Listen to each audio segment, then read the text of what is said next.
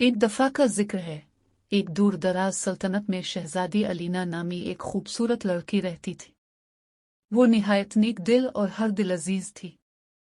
एक दिन वो महल के बाग में सैर करते हुए बहुत दूर निकल गई और एक जादुई जंगल में पहुंच गई।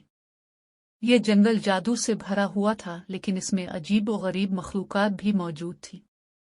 जब अलीना जंगल में आगे बढ़ी तो उसने एक बोलने वाले परिंदे को देखा जो एक पिंजरे में कैद था।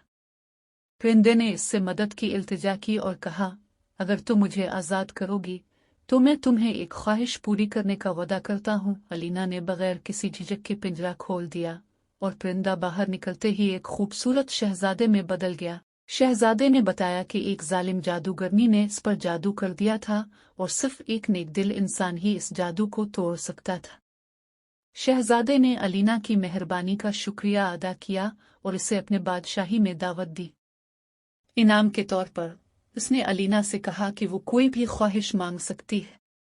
लेकिन अलीना, जो कि बहुत आजिज थी, ने अपने लोगों के लिए अमन और खुशहाली की दुआ की। शहजादा इसकी बेगर्जी से मुतासिर हुआ और उसकी ख्वाहिश पूरी की। फिर अलीना को महफूज तरीके से वापस उसकी सल्तनत में पहुंचा दिया। इस दिन के बाद सल्तनत खुशियों से भर गई और जादुई जंगल एक हैरत अंगेज जगह बन गया जहां जादुई मखलूकात अमन और सुकून से रहने लगी। अलीना और शहजादे की दोस्ती कायम रही और उनकी सल्तनतें एक साथ तरक्की करती गई।